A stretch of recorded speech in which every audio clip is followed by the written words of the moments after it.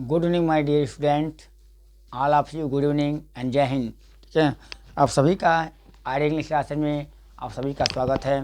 जैसा कि आप लोग तैयारी कर रहे होंगे और अच्छे से यूपी बोर्ड हो, चाहे एसएससी बोर्ड हो, चाहे वह सीबीएसई बोर्ड क्यों नहीं हो, ठीक है, मैं सभी को तहे दिल से हार्दिक शुभकामनाएं देता हूँ। ठीक है, तो इस वीडियो को लाइक करेगा, सब्सक्राइब करेगा और शेयर करेगा, लेकिन बेल आइकन को दबाना मत भूलिएगा। ये वीडियो आपके लिए आज लेके आए हैं ब्रह्मशास्त्र की तरह। कहा आता है जब तक तकलीफ नहीं सहेंगे, जब तक परेशानी नहीं सहेंगे, तब तैयारी हो नहीं पाएगी। ना संघर्ष ना तकलीफ तो खाक मजा है जीने में, ना संघर्ष ना तकलीफ तो खाक मजा है जीने में। अरे बड़े बड़े तूफान थम जाते हैं जब आग लगी हो सीने में, बड़े बड़े तूफान थम जाते हैं जब आग लगी हो सीने में। ये चीज़ ध्यान दीजिएगा। तो आप लोग उम्मीद करते होंगे कि तैयारी जोरों शोरों पे होगी और हर बच्चा इंग्लिश में 80, 90, ठीक है, या 95 लेके आएगा। अगर आप नंबर कम लाते हैं तो उम्मीद करिएगा कि आपका नंबर गया कहाँ। बच्चे गलती करते हैं पंक्चुएशन पे ध्यान न देकर, ठीक है, वो लिखने पे ध्यान देते हैं, स्पेलिंग पे ध्यान नहीं देते हैं। कामा, ठीक है, कामा पे हिंदी में कामा मात्रा, इंग्लिश में कुल कामाज होगा, साइक्लोन होगा, हाइपन होगा, ठीक है, इन सब चीज़ों पर ध्यान नहीं देते हैं। Punctuation is very important for the every student who study of the every subject. Understand what I से। तो आते आज का जो आपका वीडियो होगा, टॉपिक होगा आपके लिए, अंग्रेजी में हल्का मचाने वाले हैं। आज का जो नाउन होगा आपका, वो छठा दिन आपका है। जो आपका नाउन होगा वो आपका होगा एब्स्ट्रैक्ट नाउन। लास्ट नाउन होगा भाववाचक संज्ञा, उसका मॉडर्न क्लासिफिकेशन नाउन पढ़ा जाएगा। उसके बाद ही पढ़ा जाएगा आपको मॉडर्न क्लासिफिकेशन ऑफ नाउन, ठीक है, आधुनिक वर्गीकृत नाउन पढ़ा जाएगा। जो सबसे आपका 100वां जो वीडियो होगा वह सबसे लाजवाब होगा, जो आपने कभी भी नहीं देखा होगा। ये नाउन आपको मैं लगातार 10 क्लास पढ़ाऊँगा। 10 क्लास तक पढ़ाने के बाद आपका जो स्टार्ट होगा वह सिंटैक्स स्टार्ट होगा। It's very important for the every student who study of the grammar. ये आपका हक बनता है कि नाउन के बारे में बारीकी जान लें। हमारा बोर्ड थोड़ा सही नहीं है और वीडियो बनाने का तरीका सही नहीं है। बोर्ड भी नहीं सही है और वीडियो क्लिप भी नहीं आती है। कि दिन भर काम करते हैं और रात को ही बना पाते हैं। सबसे बड़ी चीज़ ये है कि जिस दिन हमारे पास ये संसाधन हो जाएगा दुनिया का, वो आपको ज्ञान देंगे जो आज तक को दिया नहीं होगा। मैं बच्चों को पढ़ाता हूँ, सिखाता हूँ, ना कि रटाता हूँ। रटना नहीं है कि पढ़ना है। आते हैं टाइम जाना करके वीडियो शुरुआत करते हैं। आज का जो टॉपिक है वह है एब्स्ट्रैक्ट नाउन। क्या है आज का टॉपिक है? वह एब्स्ट्रैक्ट नाउन है, भाववाचक संज्ञा है। क्या है? भाववाचक संज्ञा है। तो भाववाचक संज्ञा को जानने के लिए सबसे बड़ी इम्पोर्टेंट चीज़ है आपको नाउन के बारे में जानना पड़ेगा। तो नाउन आपने महसूस किया होगा। तो एब्स्ट्रैक्ट नाउन का हिंदी होता है भाववाचक संज्ञा। ठीक है, a noun that can nether be seen, जिसे देखा नहीं जा सकता, और क्या नॉर बी टच्ड, छुआ भी नहीं सकता। अब बताओ, ना देखेंगे ना छुएंगे तो कौन नाउन होगा भैया? ये आपका दिमाग में क्वेश्चन आता होगा। जब देखा नहीं करेंगे, छुएंगे तो कैसे पहचानेंगे नाउन कौन है? वह तो होता है एब्स्ट्रैक्ट नाउन हुआ। ठीक है, वही होता है भाववाचक संज्ञा। लेकिन करते क्या है, अकेले महसूस करते बच्चों क्या करते हैं? Point to be noted. पहला पॉइंट ये है, दूसरा पॉइंट टू है, लेकिन तीसरा पॉइंट जो है वो सबसे है सोने पे सुहागा है। क्या है? सोने पे सुहागा माना गया है, उसे हम सोने पे सुहागा मानते हैं। जब का नाउन है वो सबसे इम्पोर्टेंट नाउन है, उस नाउन का नाम आपका है, ठीक है, एब्स्ट्रैक्ट नाउन है, भाववाचक संज्ञा कहा जाता है। तो देखिए यहाँ पे क्या है, कैन ना a noun that can nether be seen, ठीक है, नॉर बी टच्ड, वह संज्ञा जिसे गिना नहीं जा सकता, ये छुआ नहीं जा सकता और देखा नहीं जा सकता। देखा नहीं जा सकता आना है, क्या छुआ सकता है। लेकिन वाह वाह, सबसे अजीब बात कह दिया है, तो जिलवा खुश कर दिया। महसूस किया जा सकता है, तो महसूस करने पर कुछ याद आता होगा, बहुत याद आता होगा। तो इसका एब्स्ट्रैक्ट नाउन कहते हैं। क्या कहते हैं? भाववाचक संज्ञा कहते हैं। माय डियर स्टूडेंट, ठीक है, दिल को थाम के बैठ जाइए। आपका जो वीडियो है ये ब्रह्मशास्त्र की तरह होने वाला है, लाइक कीजिए। ठीक है, ये संजीवनी बैच की तरह होने वाला है।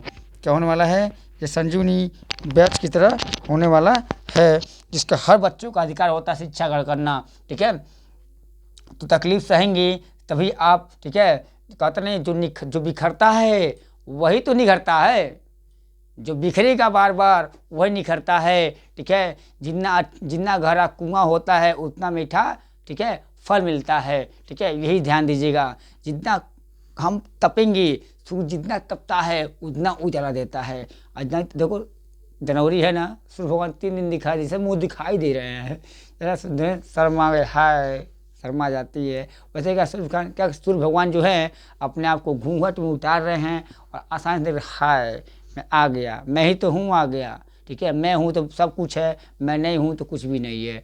ठीक है, उसी तरह ये जो नाउन है आपके मैं मस्तिष्क में डाल के जाऊँगा, दिमाग में डाल के जाऊँगा, जो आजीवन डाल के जाऊँगा। एफ्टर नाउन आजीवन एक वचन ही होता है, लेकिन जब ये प्रीपोजिशन लेता है तो प्रीपोजिशन के पहले हमेशा आर्टिकल का प्रयोग कन्फर्म होता है। जब ये प्रीपोजिशन लेगा तो आर्टिकल का प्रयोग कन्फर्म होगा। अब मानिए या चाहे न मानिए, लेकिन प्रॉपर नाउन को छोड़कर, ध्यान दीजिएगा, प्रॉपर नाउन को छोड़कर वो कौनो नाउन हो वो आर्टिकल लेगा। लेकिन अगर वो खास किताब का नाम हो, बुक्स का नाम हो, ठीक है, तो कन्फर्म है वो भी आर्टिकल लेगा। रिलीजन बुक जो होता है, धार्मिक जो पुस्तक होता है, वो भी क्या आपका प्रॉपर नाउन ही होता है। अंतर क्या होता है, जितने भी धार्मिक पुस्तकें होती हैं उन सब के पहले आर्टिकल द का प्रयोग किया जाता है या दी का प्रयोग किया जाता है। कॉन्सोनेंट है तो द बोलिएगा, वावेल है द वाई दी एप्पल, तो ए क्या है वावेल है तो हम दी बोलेंगे। अब बी क्या है आपका क्या है कॉन्सोनेंट है तो द बोलेंगे। Is that clear? आगे बढ़ते हैं। ये एब्स्ट्रैक्ट नाउन, जो एब्स्ट्रैक्ट नाउनुआ होता है ना, वो कैसा होता है, is used, abstract noun is always used in singular number. किसमें होता है, वो एक वचन में होता है। जब एक वचन में होगा, अरे सबसे इम्पोर्टेंट चीज़ तो यही है, जब एक वचन होगा यस यस और पीपी का नियम लागू होता है। माय डियर विद्यार्थियों ध्यान देना, सॉरी हिंदी में बोलने कोई बात नहीं है। ठीक है, ये चीज़ ध्यान दीजिएगा। पढ़ना सबसे इम्पोर्टेंट है। इश्क लड़ाना कोई आसान बात, बड़ी बात नहीं है। ठीक है, इश्क लड़ाइए लेकिन कामयाब होने के बाद लड़ाइए। ठीक है, जानते क्या है, मिल्खा सिंह ने कहा था, मिल्खा सिंह के टीचर ने कहा था, ठीक है, live for madness for the love, live for madness for the love because these are distraction for your aim. प्यार के लिए पागल मत बनिए। ठीक है, क्योंकि क्या होता है, ये आपको बर्बादी का कारण होता है। ठीक है, जिस दिन ये बर्बादी का कारण होगा, ठीक है, 23 साल को उनमें भगत सिंह फांसी लटक गए थे, आज के बच्चे क्या 10 साल में जवान हो जा रहे हैं। अब राइट, ये सही है। 10 साल के बच्चों में तो हम लोग जमाना था, गुल्ली डंडा खेलते थे, ठीक है, पीकुल खेलते थे या क्रिकेट खेलते थे, फुटबॉल खेलते, मोबाइल का ज़माना ही नहीं था। ठीक है, I could not see the mobile, मैं देख ही नहीं सका था कि मोबाइल होता क्या है। हमने जब बीए में गए तब जाके मोबाइल का, हमारे घर में पहली मोबाइल आया था जो क्या था, चुटपुटिया वाला था। अरे चुटपुटिया वाला क्या होता है, ना व्हाट्सअप था, ना फेसबुक था, ना कुछ था। आज एक बच्चा पैदा होता है तो हमको समझ नहीं आता है, ठीक है, कि वह मोबाइल लेके पैदा होता है मोबाइल लेके पैदा होता है कि उसे मोबाइल दिया जाता है। बच्चे मोबाइल पाए जाते हैं, मांसपेशियाँ कमज़ोर हो जा रही हैं। बच्चे जब खेल नहीं खेलेंगे, जब बाहर निकल के बागों में घरों में खेल नहीं खेलेंगे, मोबाइल का कीड़ा बना रहेंगे, ठीक है, तो ध्यान दीजिएगा। कहा था उपवास करिए, लोग कहते हैं अपने जन्माष्टमी का उपवास किया होगा, सभी का उपवास किया होगा, हर चीज़ का उपवास किया होगा, लेकिन आप एक दिन ध्यान रखिएगा, आप व्हाट्सएप का उपवास करिए यूट्यूब का उपवास करिए, ठीक है, एक्सेट्रा टिकटॉक का उपवास करिए, स्नैपचैट का उपवास करिए, वो देख कैसा लगेगा, आप नहीं रह पाएंगे। क्यों? आपका एक कल्चर बन गया है। ठीक है, ये मशीनी महात्मा गांधी कहा था ना, machines are very useful for us but they serve us. लेकिन कब? जब ये हमारी सेवा करती हैं तब। लेकिन क्या ये सेवा, क्या ये आधुनिक चीज़ें हमें अपंग बना देती हैं। हमारे काम की चीज़ बहुत है, लेकिन क्या इससे लगाव कम रखा करिए। Mobile is use for the your technology. ठीक है, आपका प्रयोग जो होता है वो बातें करने में या क्या इंटरटेनमेंट चीज़ में होता है। दिन दिन भर मोबाइल पे लगा रहना ये आपके लिए और आपके परिवार के लिए हानिकारक होता है, ये ध्यान दीजिएगा। तो काइंडनेस होता है, काइंड क्या होता है, ठीक है, और ये एक वचन होगा तो क्या एक वचन वर्ब भी लेगा। तो काइंड क्या होता है, काइंड जो होता है दयालु होता है। ठीक है, दयालु ये एडजेक्टिव है। जब किसी में NES जोड़ देंगे, ध्यान देगा, MENT मेंट हो गया, ठीक है, NESSS हो गया, ठीक है, SIHP सिप हो गया, हुड हो गया, ठीक है, CY हो गया, या ICS हो गया, या TION हो गया, SION हो गया। ये कहीं भी आपको दिखाया मिले, थोड़ा ही लिखे हैं, MENT मेंट हो गया। लास्ट में यदि किसी के वर्ड के अंत में कहाँ, यदि किसी वर्ड के अंत में, यदि किसी शब्द के अंत में, हाँ, इंड में ये आ जाए, मेंट आ जाए, ENT यानी ESS आ जाए, नेस आ जाए, या SHIP सिप आ जाए, अब जो थोड़ी नहीं है, ठीक है। ये सब ने क्या कह दिया, फ्रेंड, यहाँ पे लिखा भी होगा, बताएंगे आपको, 1 मिनट। हाँ, हुड आ जाए, CY आ जाए, ICY आ जाए, हाँ, TION आ जाए, SION आ जाए, ठीक है, या CS आ जाए, ठीक है। ये C और यस, इस ध्यान रखिए CS लिखा है। तो क्या ये सभी चीज़ें क्या होती हैं, ये एफ्टेड नाउन की निशानी होती हैं। जब भी इसमें कोई भी शब्द लास्ट में लगा हो तो आप आंख बंद करके महसूस कर सकते हैं, ये समझ सकते हैं कि एफ्टेड नाउन क्या लगूंगा। ये कुछ भी नहीं होता है बचवा लोग, ध्यान देना, ये कुछ भी नहीं होगा।